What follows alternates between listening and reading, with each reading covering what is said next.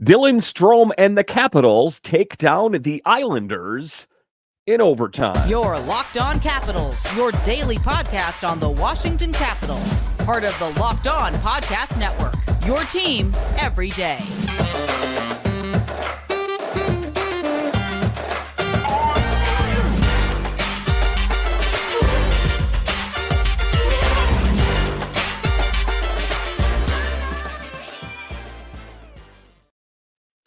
Well, hello and welcome into this edition of Locked On Capitals. I'm so glad you decided to join me today. As always, this podcast is free and available on all the major platforms, including the SiriusXM app and on YouTube. And I want to thank you for making this your first listen each and every day. My name is Dan Holme. You can find me on Twitter. It's at DanCaps218. You can find the show on Twitter. It's at Locked On Caps. And the best way that you can help grow the show is to subscribe to Locked On Capitals on YouTube and comment anything down below. I would love to talk Capitals hockey with you one-on-one, and we can do that on subtext. Just check the show description for more details. Today's episode is brought to you by Sleeper. Download the Sleeper app and use promo code LOCKEDONNHL to get up to a $100 match on your first deposit. Terms and conditions apply. See Sleeper's terms of use for more details. So in this edition of Locked On Capitals, we talk about how the Caps take down the Islanders in overtime. How did they get that done? We'll talk about that in the show. A little bit later, we will talk about how Ethan Bear has joined the Capitals at practice. When can we expect to see him? And then we will talk about how Hendrix LaPierre and the Caps' second line has been lethal in getting a lot of production, at least in the game against the Islanders. Hopefully we can see more of that. But just to get it going here, it was a tough game for the Capitals, as we know that the Islanders are pretty good, at least right now. So it was a tough test for the Caps, but they found a way to get it done. I wish they could have got it done in regulation, but it had to go to overtime. It didn't have to go to the shootout, but they got it done in overtime as Dylan Strome finds the back of the net. A good game, all things considered, for the Capitals. We got our first glimpse of even Miroshnichenko in regular season hockey in the NHL, so that was exciting. We also saw Hendrix LaPierre play a really huge role in the Capitals win tonight, as he is a guy that always makes the most of his opportunity. But what we saw with Ivan, he was skating with Phillips and Kuzi. And one thing that's real noticeable about him is that he didn't find the back of the net. Ultimately, that is what we were looking for, but he does have great speed, and he puts himself in the right position to be successful. There were a couple opportunities that I thought he could have just knocked it in the back of the net, but he was getting good opportunities. It is just his first regular season NHL game, so he didn't, pop off the page necessarily, but I would definitely like to see more of him. In the game, he had 2 shots, 5 attempts, 3 scoring chances, and 2 hits. So he wasn't silent out there. He was getting production, and that was exciting. But make no mistake about it, the Islanders were no easy out. You take a look at Bo Horvat in particular. He is in the middle of 11-game point streak.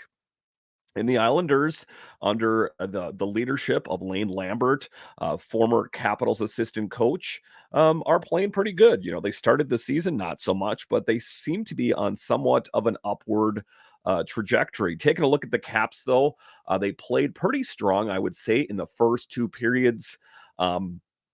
But then the third period was a little bit dicey for the team. The Anders Lee goal on the Carlson turnover. Then you also saw that Martin Ferravari and Tom Wilson got kind of mixed up in the corner, and they weren't involved in the play, and that led to a scoring opportunity and a goal for the Islanders. So a lot of it is the turnover was bad, and also you take a look at Ferravari and Wilson kind of getting mixed up in the corner. That didn't help the scenario either.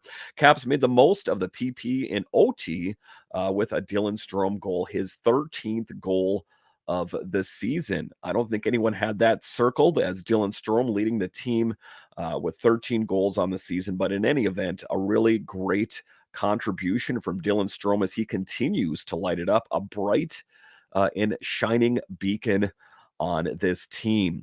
Another player that got a goal from nearly the blue line was Joel Edmundson. And we know that he has a pretty good shot, and he hit it really hard, and he found the back of the net. So Joel Edmundson, a blue liner, getting involved in the play, and from great distance, it was one heck of a goal by Joel Edmundson. Edmondson got the puck from Mantha and shot a slap shot from the point past Simeon Varlamov. But he was being screened heavily by Protus in front of the net. So it was definitely a goal by committee. It was a group project that got the goal done there. But a really great evening for Joel Edmondson as he was getting involved as well. The power play, I got to say, was good. It was dialed in. It was a perfect 3 for 3.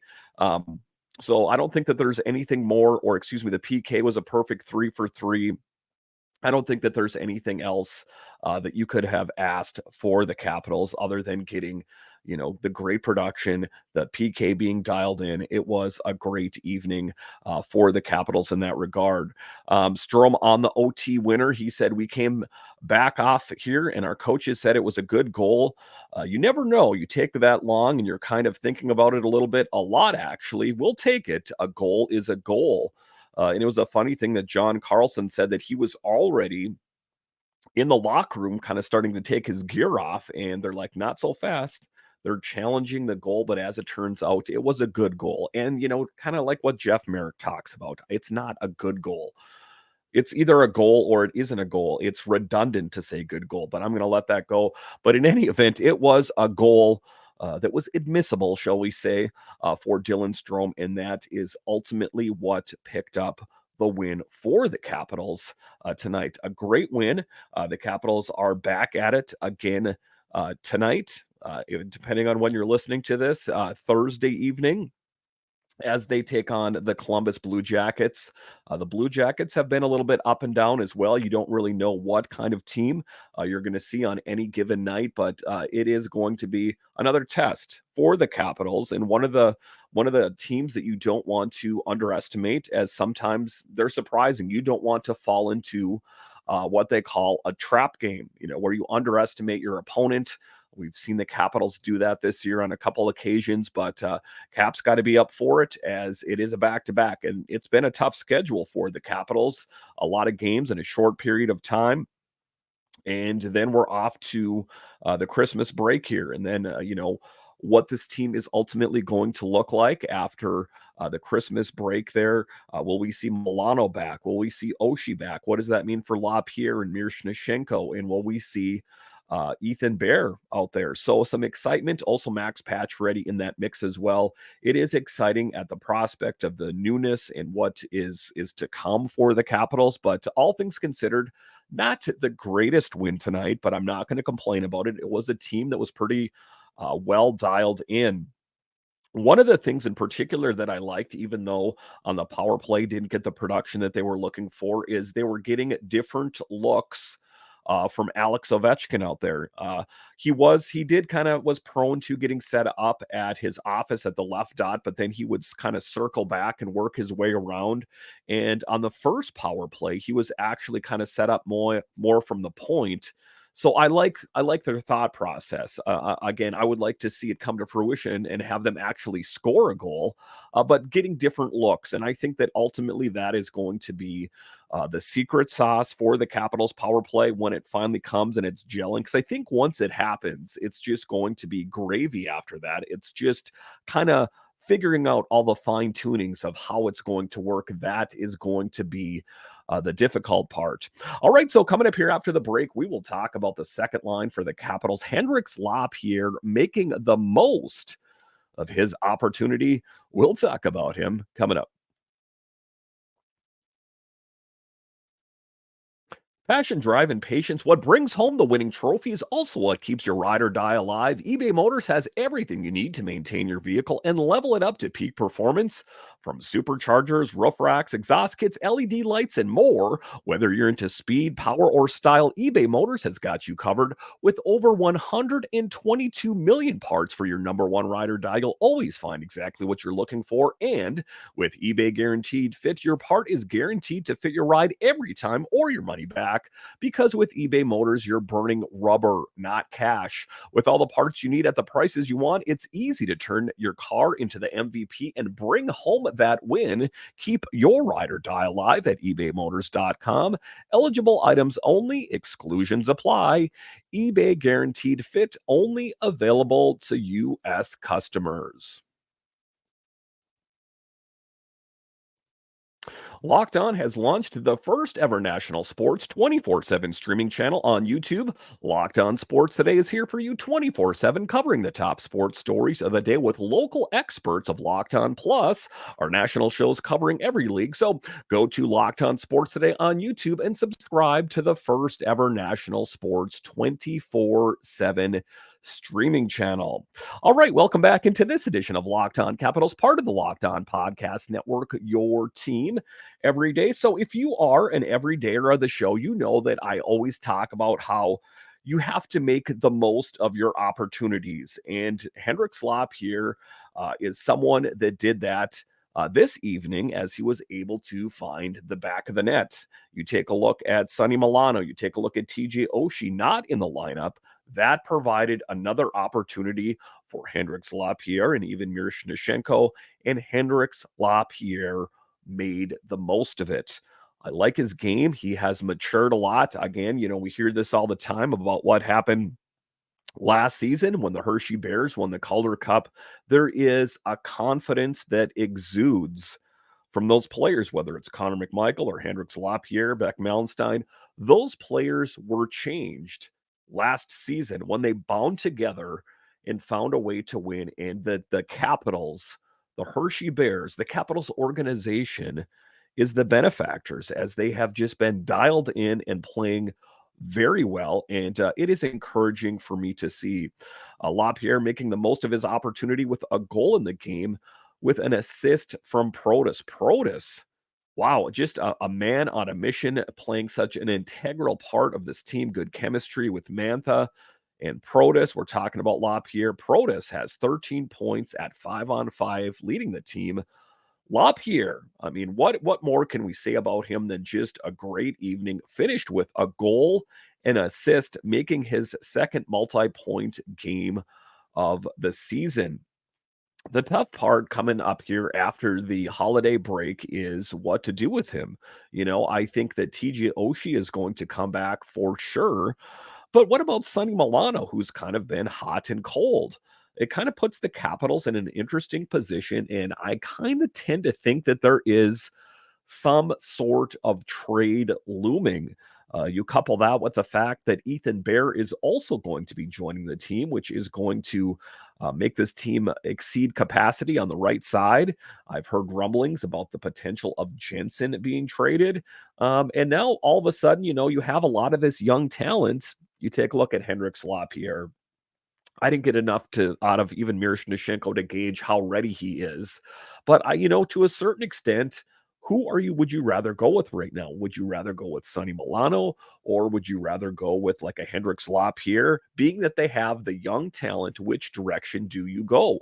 It is a bit of an interesting position for the Capitals to be in, as this young talent is finally coming into its own and giving the Capitals some options and making it tough on Brian McClellan about who should stay and who should go. But again, Hendrix LaPierre has played very well for the Capitals, and also just knocking it out of the park down in Hershey as well. So interesting times for the Capitals about ultimately what direction they go in and who's going to be on this team. I do think that Brian McClellan is not done.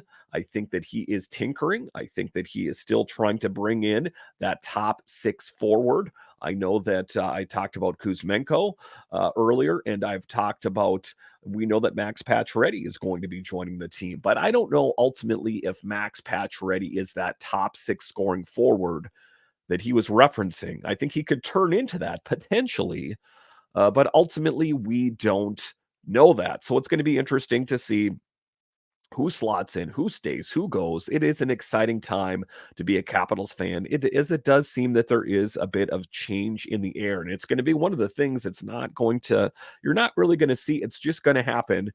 It'll be announced on Twitter or the Capitals PR that Brian McClellan and the Capitals have made a trade and they move this guy out, move this guy in, and it's going to be a change and it's going to happen. It's just kind of in the air that this team is headed in the right direction, but still other changes need to be made. I think that it's tough because a lot of teams are seeking out the services of Hendrix LaPierre and Connor McMichael, as the reputation is getting pretty well known around the league as they are really great young up and coming talent.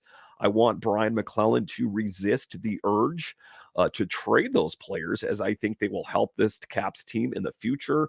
Not even in the future, in the present, as they're showing up on the score sheet. It was unfortunate that Connor McMichael was not able to play in the game this evening as he was ill.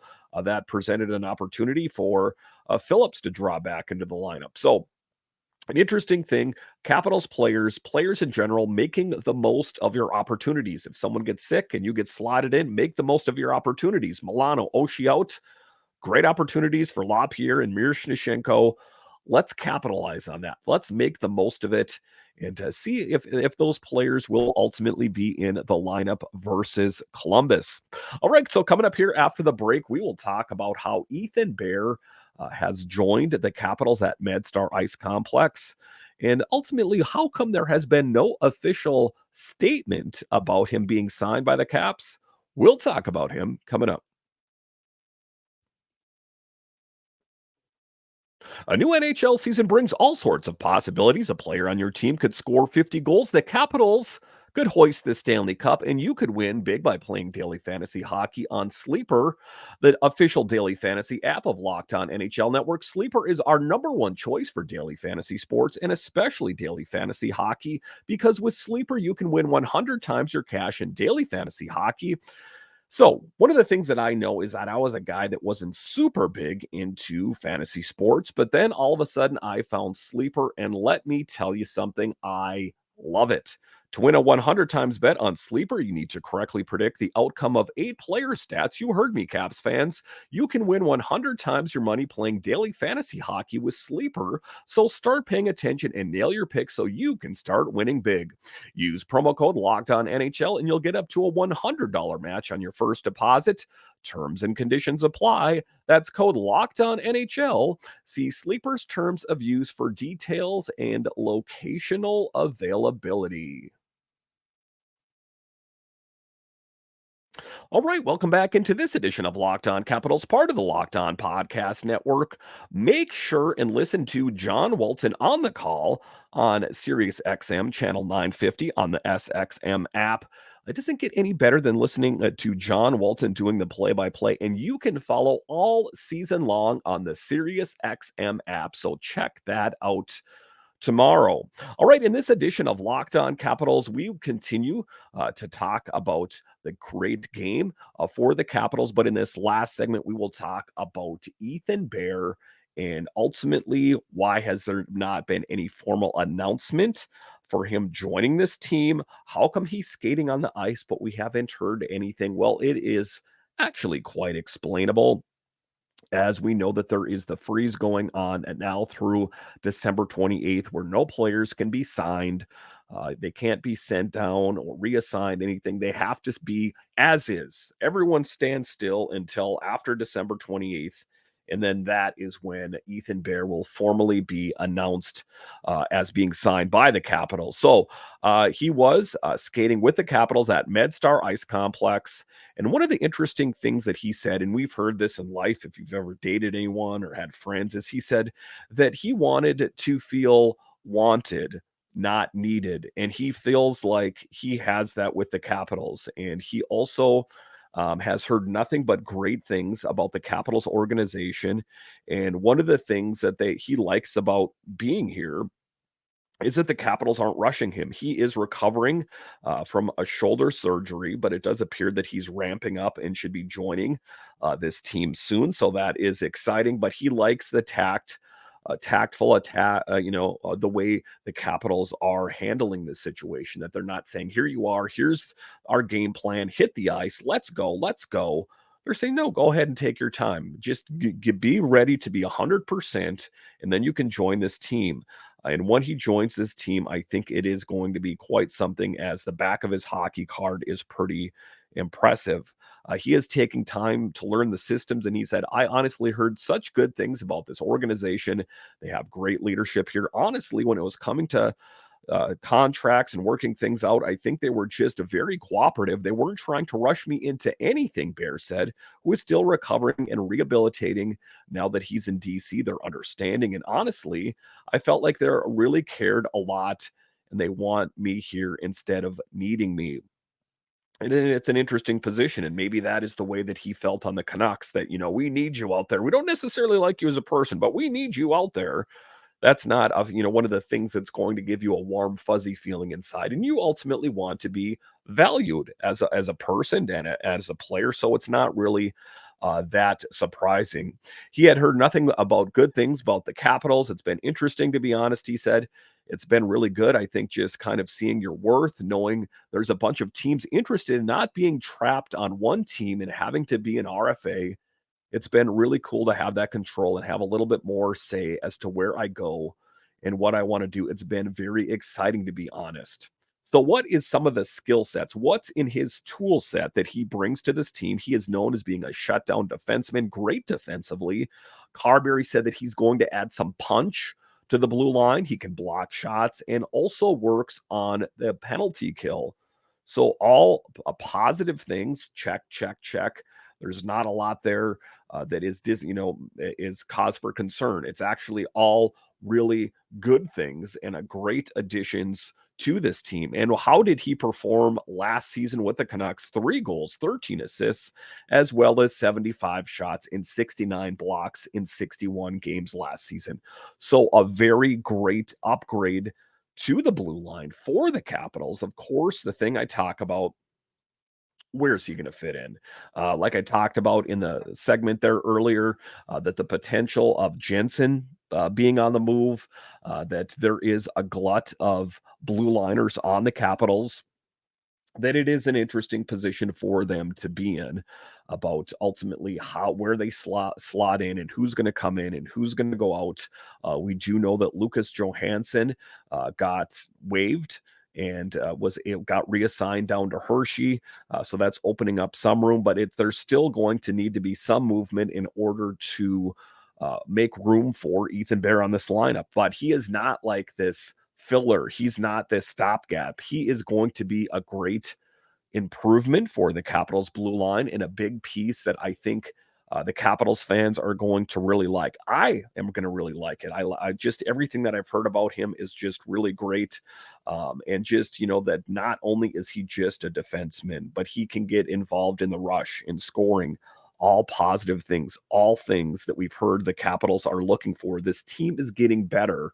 And again, I don't think that Brian McClellan is done. I think he's still going to be making some big moves out there, but exciting days lie ahead for the Capitals, as the blue line is definitely going to get an upgrade. Listen, I want to thank you for joining me on this edition of Locked On Capitals, your only daily year-round podcast covering the Washington Capitals. And I want to thank all of you that listen on the audio side and watch this on YouTube. You are what makes this show successful, and I have you guys to thank. And when you're done here, go on over to Locked On Sports Today, the first ever 24/7 sports streaming channel, and it is brought to you by Locked On. So make sure and check it out. I really like it. It's kind of like, a form of an ESPN, except that it's free and it's streaming 24/7 on YouTube. There's a lot to like about it. So make sure and check that out.